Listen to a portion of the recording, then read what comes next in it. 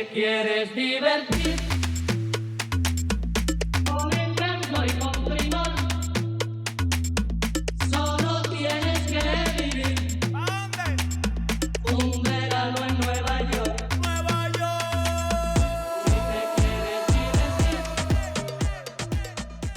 I think it's a good time for like the Spanish culture to get around and celebrate. My background, my family's from Puerto Rico.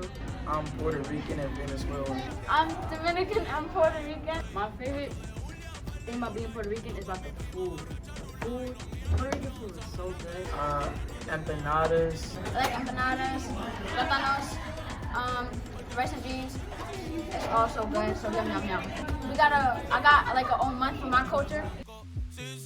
Tú sí racista, no te confundas, no, mejor evita, ey, un shot de cañita en casa de Toñita, y PR se siente cerquita, sí, con el campeonato nadie me lo quita.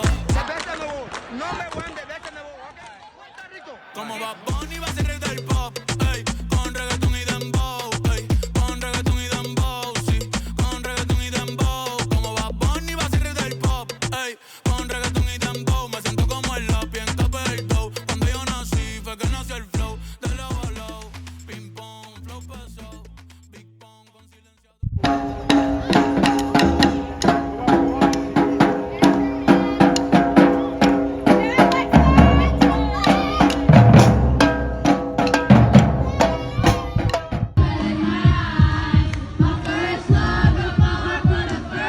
Now everybody.